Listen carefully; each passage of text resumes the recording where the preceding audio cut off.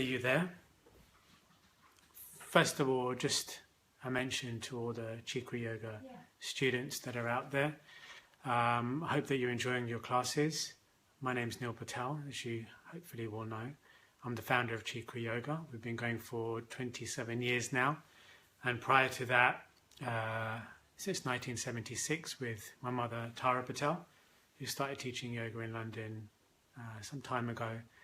And I'm glad to say that the trend has carried on, and it's always good to see how much yoga has moved forward over the last 41 years. So all you Chikri Yoga students out there, well done for helping me and all the teachers to keep the yoga movement going forward into this next decade and into the ones going forward from here.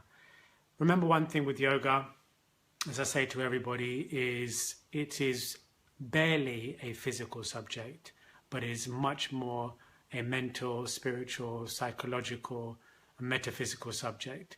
So whenever you're practicing your yoga and you're learning things, always remember to apply them into your life in a real life way. Yoga is a non-theological subject. It should be something that is practical, something that prepares you for what we all go through in life, which is normal difficulties, struggles. Yoga is that science that brings you out of difficulties towards the light that's inside you. Yoga doesn't teach you that you need to go somewhere else to find your light, but that your light is already inside you. And I want you to remember that with yoga practice, all you Chikri students, that it's great to get into flexible positions and it's great to look fantastic in your body. And yes, yoga will help all your organs to be well. But remember, when the crunch hits in life, that's when you're going to need yoga the most. I always tell my teachers and students that your yoga class begins when you leave the classroom. In the classroom, it's very easy to do your practice because you've got a teacher lording over you and looking after you. But when you go out into the world and shit hits the fan, that's when you're going to really need your yoga. So just remember, it's not about being able to recite scriptures or even remembering every single name of every Sanskrit pose. That's nonsense. It means nothing to nobody if you can't apply it in your day-to-day life. So real yoga is a practical, psychological, metaphysical subject. And I hope that all Chikri Yoga students get that from their teachers. And remember, Chikri teachers are there to answer your questions. So if you have any questions, go and see your teacher. We've got about 30 classes running at the moment, as you all know. So you just have to go to chikri.com and find the class that suits you and start your practice. I also would like to say that whenever you do hit difficulty emotionally or mentally, don't try always to sort it out mentally or emotionally or spiritually. Sometimes you should just get physical again. So it works the other way around. Sometimes you're too much in your head, you know? You're too much in your nervous system, too much in your heart chakra. Sometimes you just got to ground, and that's where the physical part of yoga really is good for you. So sometimes go and do your balancing poses, get on your mat, stretch your body out, feel yourself earthed and grounded again. And that's a really good aspect of the physical postures. But as I'm saying to you, don't get hooked on the poses. I always say, and we always say at Chikri, it's 10% of the real meaning of yoga is physical. The rest is all consciousness, all how you use your consciousness.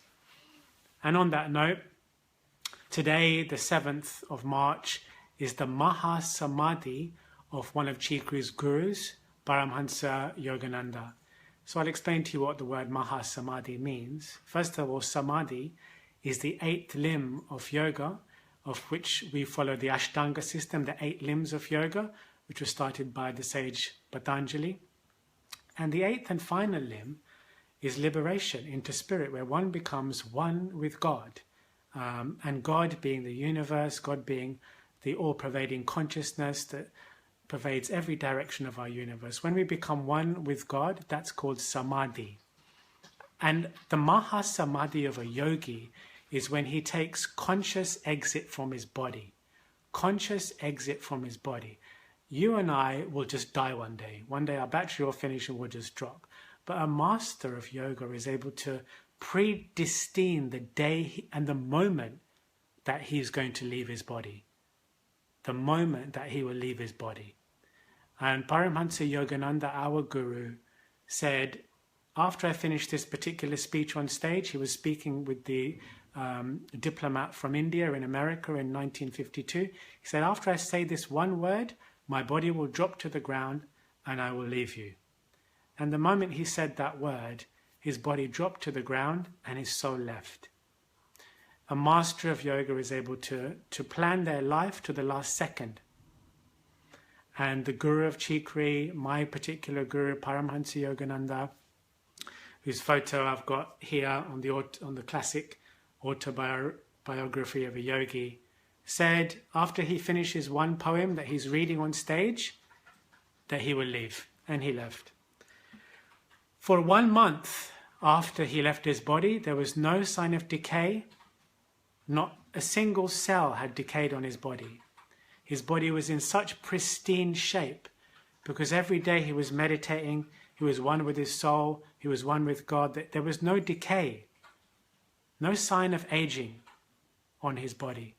And for 1 month, where he was kept in a crematorium in Los Angeles in the 50s, and they weren't pro-yoga then, these are people that were not really understanding Indians in doing yoga, they kept checking his body. And his body was just not one dot of decay on his body. And they were amazed.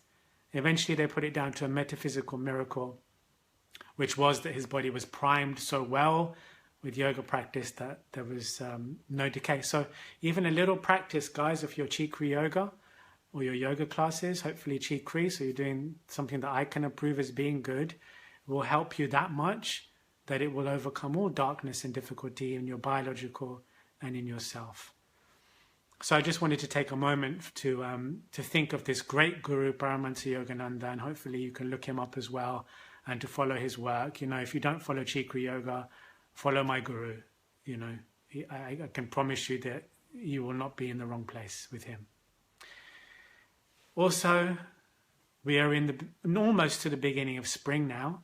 So on the 20th of March, we will all hit a wonderful season of spring, and even today it's starting to look pretty good.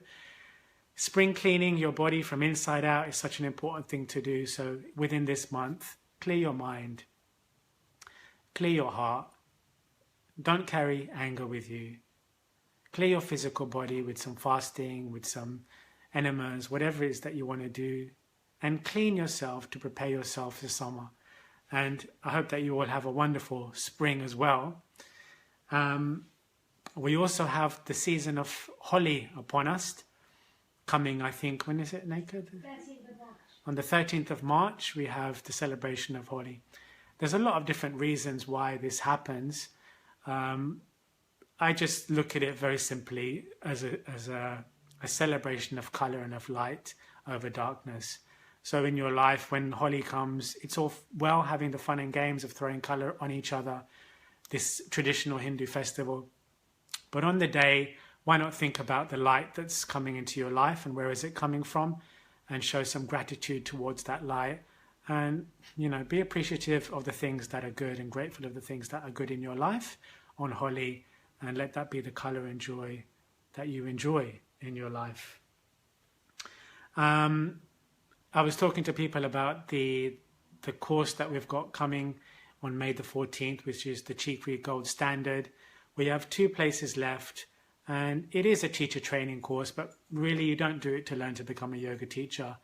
You do the course to learn to become a great human being who's able to understand yoga at an intricate level and to be able to apply it to their own life. We don't create walking, talking textbook teachers. I'm very opposed to people that just recite the knowledge of yoga but don't practice it best they can. We try to help you to evolve. So if you want that evolution over the next 2 years, then get in touch with us and we will help you to reach that place. As I said, there are a couple of spaces left. We've got a few workshops coming up, but I just want to confirm them first before I let you know on the next newsletter. But one thing I can say is that we're going to be back at the Nehru Center in July doing a workshop on food psychology, so do look out for that. We are going to be at the World Yoga Festival as well in July, so look out for our appearance there. A couple of our teachers have got birthdays coming up soon. Wendy's birthday is today. So if you know Wendy Parks, drop her a message and say happy birthday to her. And next week, birthdays are for Jintare and Sat's Mystery. so you can always say hi to them too.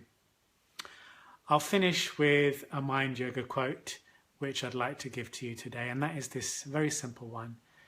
Celebrate your struggles, for only through them shall you prosper. And it basically means, look, when hard times hit, you're going to feel like you're crumbling, like you're falling to bits and your life is breaking. But honestly, guys, it's through those difficult moments that you're going to learn the most in your life. So hold yourselves together, get on your yoga mat, do some practice, and look for the lessons and the wisdom through all of these things. And that's where your celebrations will come from, because you learn things that you would have never seen. We always say that your enemies are your best friends in disguise, because they're the ones that came to teach you. Your friends will just, they'll be happy and they won't want to hurt your feelings by telling you the truth about you. But your enemies will show you them. Your enemies, in inverted commas, those that you consider to be a challenge to your happiness. They'll actually show you little things about yourself, and it's worthwhile sitting in meditation and going through the things that were brought to your attention. So hopefully you remember that. Celebrate your struggles, for only through them shall you prosper. And I'll just point to this little Chinese proverb that I've got on my wall. This was actually drawn for me by a Chinese artist, hand drawn for this office. And it means simplicity will lead you to your success, that tranquility and a simple life is the way forward. So if I may also just end by saying, keep your life simple. Don't complicate things. Life is simple. Humans are complicated. So just bear that in mind and go forth into this wonderful month of March with peace and with a wonderful spring in your step. God bless you all. Thank you.